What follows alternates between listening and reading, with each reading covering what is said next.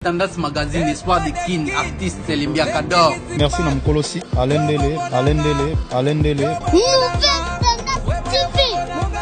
Dele, The King is back. Yo bon Espoir des King. Faut s'abonner. C'est en vain qu'on répare une calebasse. C'est sur cette note que nous ouvrons la boucle de cette grande émission. Une émission qui vous rapproche, une émission qui vous informe, une émission qui vous forme. Bueno Vista qui veut tout simplement dire bienvenue chez Killer et merci à vous tous qui aimez bien cette chaîne Nouvelle Tendance Télévision, une chaîne en tout cas d'excellence qui vous apprend encore davantage. Mais dans le cadre toujours de cette émission et dans le cadre toujours de la formation, dans le cadre toujours de l'information et pourquoi pas du divertissement, aujourd'hui je veux recevoir pour vous un nom aussi de la presse, surtout la presse en ligne qui a toujours bien voulu parler de notre musique, qui a toujours bien voulu parler de nos musiciens et pourquoi pas vanter la culture et vendre encore la culture plus loin qu'avant, comme je l'ai toujours dit, qu'ici en République démocratique du Congo, nous n'avons pas que l'or et les diamants, le cuivre, le cobalt, l'uranium comme étant richesse, mais aussi les artistes musiciens qui font la fierté de ces beaux et grands pays. Merci à toi, l'homme visiblement invisible derrière cette caméra, Hervé chinois noir, qui est avec moi, que ce soit le jour ou la nuit. Et merci encore à celui qu'on appelle Alain Dele, le patron de cette chaîne YouTube, qui est Nouvelle Tendance Télévision, donc une nouvelle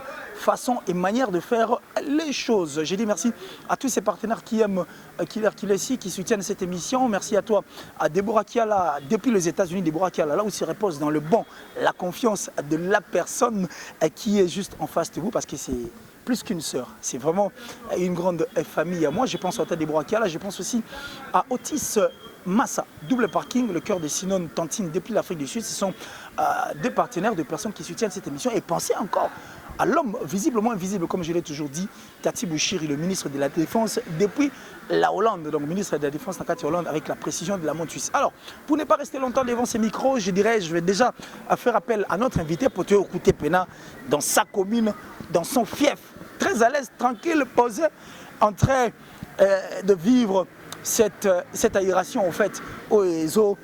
Ça allait bien dans sa commune, un piano, comme le dit Naba Intime, j'ai dit une autre façon de voir les choses et une autre façon de faire les choses qu'un piano n'a coquine, parce qu'avant on traité d'une autre personne, mais aujourd'hui c'est encore une autre personne. Bonjour, bonsoir à toi Ken Piana, surtout pour Nabato Baota. Ouais, bonjour, bonsoir, nabi que États-Unis Baota la son air na bango. Europe peut ba Hollande biso na moment na bango, donc ba air est différent. Surtout tellement que air est différent yango esala ke to keseni sa mwa mbote. Ouais, eza nango ndenge nzamba sala mokili, nzambe sala côté tozolala côté bato msusu bazola muka, donc ça va. Alors Ken, je crois que Ozamba liboso ngana to sola mingi en dehors ya caméra.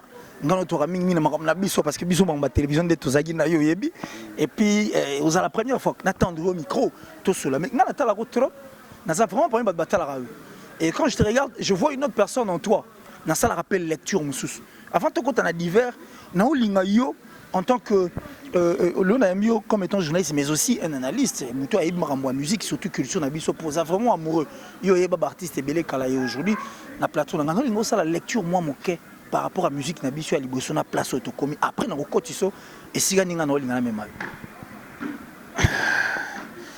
Bah musique kalezala ki musique moko ya amour, musique moko ya unité. Mais musique ya lelo eza musique ya division, comme ba musique ya ba parti pris.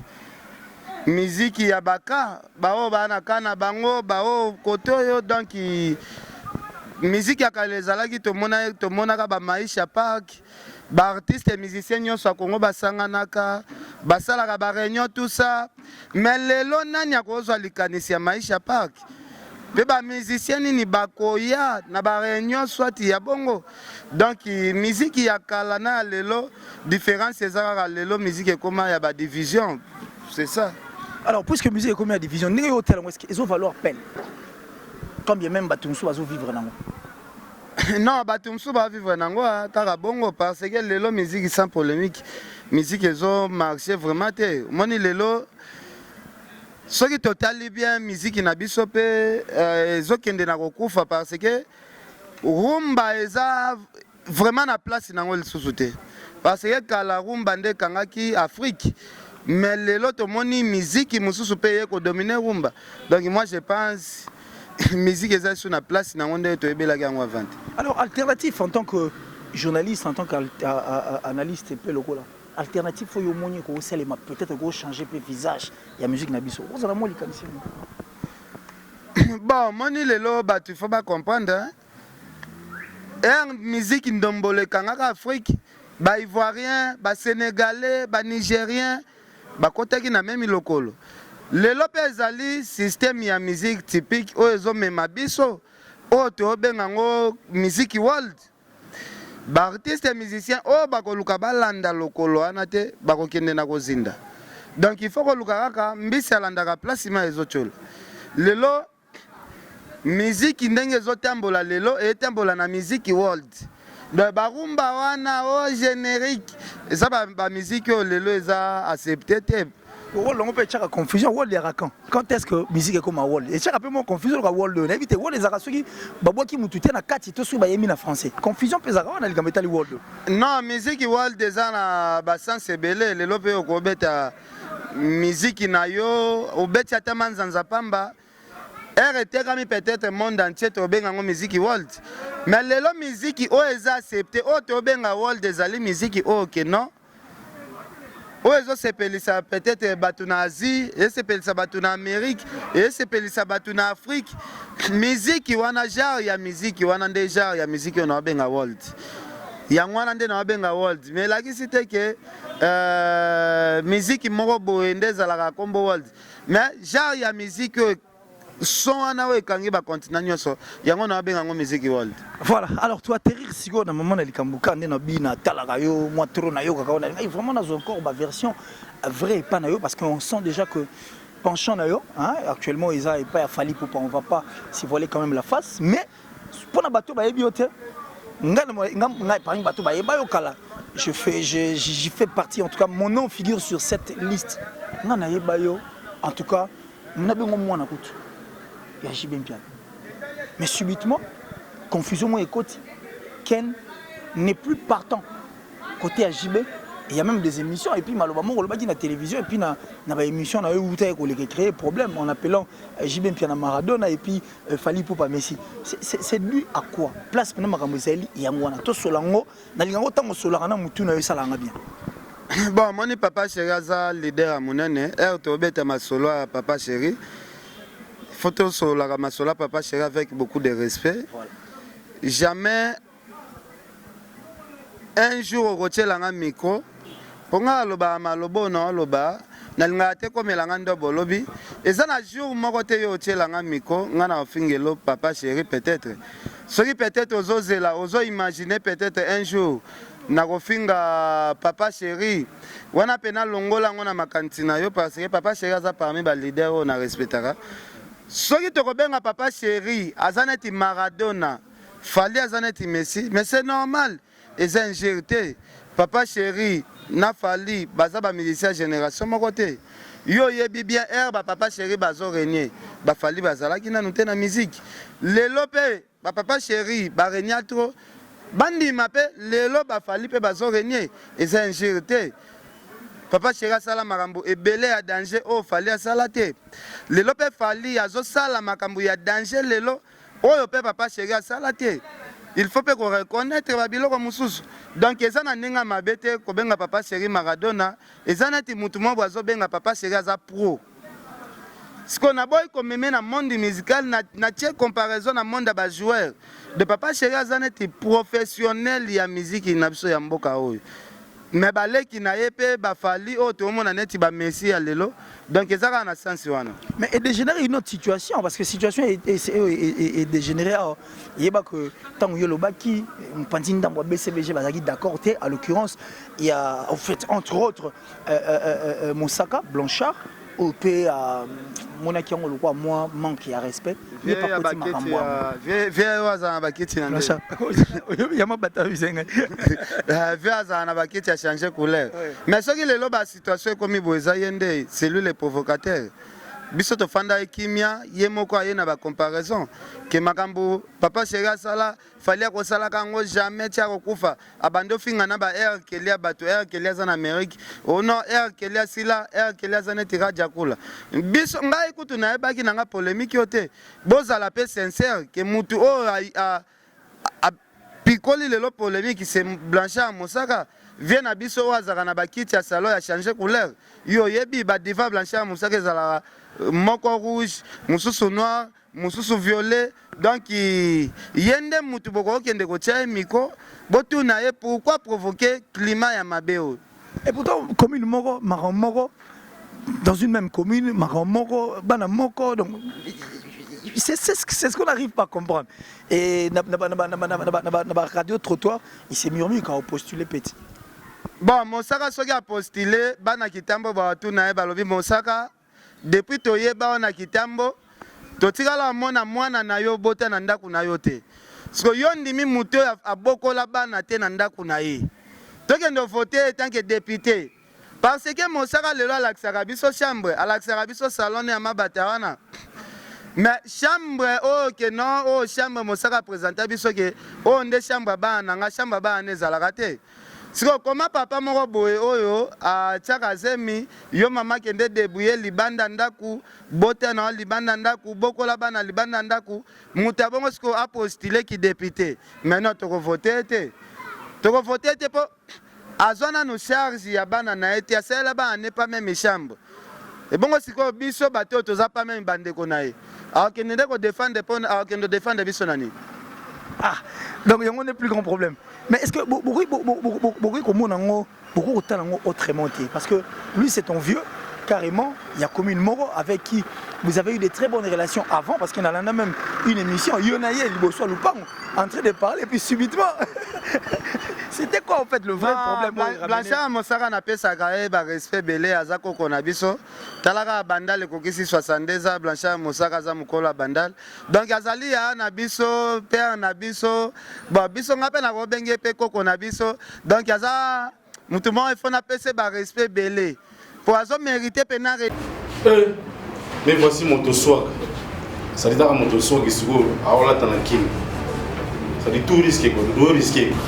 Surtout que ça sur voilà dans la kin, c'est que tout risqué quoi. Tout risqué de maintenant ma solo. Exemple à suivre chez Odilo Mampuya. Désormais qu'il Mobimba, Lubumbashi, Congo Mobatola ta Ao. C'est à Kassavou, direction Gambela, avenue Opala 24. Il n'y a pas meilleur que ça. Boutique, exemple à suivre chez Odilo Mampuya. Dans la protéine à Kini, vous avez le mot dans une norme. Exemple à suivre. Simple comme bonjour. Donc, on est place ma solé fandi. On est sur le molata. On est sur le mot à la chic. Sur le mot à la élégant. Le mot à la tendance. On a soyé. Et ça, c'est un exemple à suivre quoi. Chez Odilo Mampuya. Il y a Rachel Fantaisie. Bango Kassan bien donc à Odilo Mampuya. Claudie. Ouais. Exemple à suivre. C'est encore possible. Poto na Kisasa. Ah, c'est encore possible quoi. Bah fois tu t'as dit. Poto na kata bankinini. Deux fois tu dit. Ah, le mois. Respect par rapport à âge. Donc zakutu makambote ke onga na ko manquer respect. Yazali yaya ya ba papa Chéri, yaya ba wera. Blanchard Mosaka koti wenge na âge à 40 ans. Lelo sa akokisi na wenge 28 ans soko sali calcul au monde a déjà qui aza mukolo ya bandal donc ngana na ta manqué ve na ngana te donc ta manqué mezate. Merci beaucoup. Alors mais qu'est-ce qui cloche encore parmi makambo to sur la peau tant to zolo ba et loko unifiera biso et les karamakasi que loko e kabola biso micro e sangisi ngana yo ken piana ngai ken piana je t'ai connu Kala, c'est vrai, avant même mon abus à journalisme, mais depuis Kala, tout Zagi, tout cela déjà Marambélé. Après, vous étiez encore en bonne relation. On a pas tué RFI et subitement, tout l'année, je suis engagé dans Biso Penza Penzate. Mais on voit mal que de vieux amis aujourd'hui deviennent des ennemis Yassika. Pendant que Moussala Onim de Sangsara Biso. Bah, Kobenga Kengana Pachotoa Binemi, Ngaza ennemi n'a été Ngana Sa Moussa Nanga. Il faut y baquer, n'a qu'à amitié, jalousie, Pekotak. Soko tali ba affaire na ngana ba affaire apa tona na koza jalo muninga bato ba comprendre kaka nani akozala jaloux moninga nani aza na vitesse par rapport à moninga donc mutu azalaka na moins de vitesse par rapport à moninga yenda komaka jaloux to bandi basiti nzela moko bon nana mingi aloba te bato ba comprendre nani aza jaloux nani aza jaloux te eza nango kaka eza affaire à jalousie c'est la jalousie donc alors nous avons tous suivi les émissions Bisogno to Landara tu es bien actualité on prôné à la République moitié du Congo ta lecture par rapport à Eloko Papa Chéri celle qui Ibrator non na pesa Papa Chéri ba merci soki ba leader nyonso ba zala na likantia promouvoir ba artiste bongo ezala idée moko ya bien lelo Papa Chéri apesi le kine Ibrator valeur pour nanga na ko encourager surtout na zala pe parmi bato basala ki promotion ya concert ango concert pe kenda na réussite totale donc pour nanga na ko encourager et pour ceux qui restent bato bazana kati orchestre na yo bazara na ye non bato bazana orchestre na ye bazwango normal mais bato balongwe pa Papa Chéri il faut pas comprendre loko moko pourquoi ba musicien balingo kabwana na ba leader na bango na respecter lelo botela Ibrator a se proche vers Papa Chéri a luki Ibrator te na nimi pete Papa Chéri atikala oyeba Ibrator na vie na ye aya mikiti si Papa Chéri pe azui asimbisi pe makambo c'est normal Ibrator aza jeune azoluka vie na ye donc ngana aza na terme moko te peut-être ya kozala contre makambo peut-être Ibrator asala ngana ko encourager ka Ibrator asala makambo ne bien donc c'est tout. Alors, en regardant notre musique, la culture ghanéenne dans le lobby, parce que la musique n'aime te permettre à Bisso, toi adoucir et adoucir ça plutôt bah mœurs et puis déstresser à Bisso davantage. La musique vend autrement l'image de la République démocratique du Congo, Libanda, quand on est sur le rang. Bisso tu yoga diamant dans les solos, mais tout ce cas au monde en haute, tout le temps on a classe et puis on va dire franc congolais peut-être, mais tout le monde a richesse, monsieur les artistes, tous as toujours na simana bango. Mais musique na Bisso, n'engozo tali la yango, n'engozo moni la yango, une idée peut-être pour l'avenir de cette musique. Non, à venir la musique na biso est la meilleure, te souhaite to changer, to bimi na rumba te parce que rumba ezala musique moko domina ki Afrique, mais lelo rumba zo domina Afrique te. Bakolo rumba nyonso to si bakufi. Ba vient na biso ba papa wemba, ba tia boulay, ba vient na biso ba Franco, ba grand prêtre net ba Madilou, ba grand prêtre net ba King Kester. Et si bakufi lelo nazomona défenseur valable ya rumba za lisusuté. Donc c'est-à-dire que je te prends un mot hein, nazura na malobano ngani utoloba. Donc pona yo le roi ba problème bakufi c'est fini to boka culture na biso kala, to embrasser une culture nouvelle ou kumba biso moi musika. Rumba soka ki na rumba soka ki na 3e génération. 4e génération baza batu oyo bayaki kozwaka mieti ya rumba o etikali ya muke muke. Yo bisanga album ya musicien nini o asi asali album ya danger. Kolega peut-être ba album ba vie beaucoup ba beta pena. Tous sera ba album ya ba Kofi ya kala. Zo ba album ya ba Kofi ya kala ba rumbo ba Kofi Olomide beta ya kala wana. Comparé ngona ba rumbo Kofi azobeta lelo. Au moment où ba rumba ya danger oh Kofi abetaka kala ya lelo eza sur n'importe te pour inspiration nyonso ya rumba et c'est sili nango na mitwa ba musicien automatiquement faut changer ba changer ka musique ba changer ka musique mais si tel est le cas pourquoi fallait devant encore revenir na musique na biso pour dire ka obeta album mozo ya rumba la rumba contrôle moni fali aza na musique ya genre mususu fali azobeta rumba moko intelligent. Donc Fali azana rumba moko boye au moins premier album ya Fali abeta ba rumba mais Fali azana ligne mususu amemela ka rumba nakolo bandeni ni Fali aza artiste oyo ayebi ko bala na rumba ayebi ko bala rumba te ayebi ko bala mélodie Fali azwaka voix na ye abalisaka ngona mélodie apesi yango elengi moko boye mais za na ba artiste ya mususu akozala yembaka danger mais ayebi kobalisa voix na ye na mélodie te baza ebele so otuninga ta bakombo na bana oyebisa yo justement mais nalingai tokoma pe wana parce que bakombo il faut on est en train de chercher comment to pousse à pe culture le sotan musuna makambo koloba na bakombo kotanga kofunga neti kombo artiste ni Non, yo tuna. L'artiste est Rumba. Fali ayebi ko bali sa voix na ena mélodie na studio. Tokenango. Bali si yango pena bia pesi yango elengi. O santé pena ke basi tout bazala ka ona babwa. Tokenango boy. Fabrigaz. Fabrigaz eza yango muziki ya mwana muki abini atie lukolo boy akei. Yo zanga na obeta le solo ya Rumba. Ibrator. Non, Ibrator aza mwana Fabrigaz. Fabrigaz lelo ngalo baka Fabrigaz asali ba 4 albums ya danger. Mais ba album ezolanda na oyo. Ngana amona Fabrigaz abetela biso ba album ndenge toyebaki avante. JDT Molopo. Ah, papa. Kotona nga makambo JDT te po na yo lobe koma makambo ya ba parquet. JDT obeta musique ya danger. Sko ezoyoka na wapi? Ozozela ngo contrat nini? Fait rigole. Ah.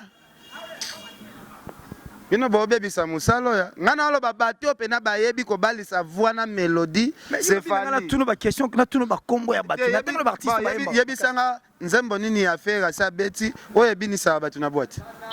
Eze beleti. Neti nzembo nini? Nzembo sali remixé papa Yemba. Na boîte moi sina mobile. Tezela moi sina moi mojoa ya kina nzele na ye. Batie nzembo na boîte pena batelemi bazobina. Bozala bato ya vérité. Bozala bato ya vérité. Mais jugement binisa pe bato. Jugement ça va, mais soko bimisi 18 chansons. Nzembo moko apamba nde ezobinisa bato yemso na ba fête. Oza déjà na kati ya échec.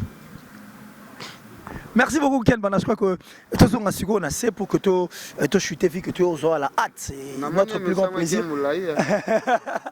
Et que parce que vous avez bien, c'est normal que toi qui es dans le monde et surtout que Bandeko va au bus que c'est plus réfléchi et que vraiment la coquine on est à la vu que toi qui est dans la souka pour atténuer. Comme ça petit innocent innocent ça va.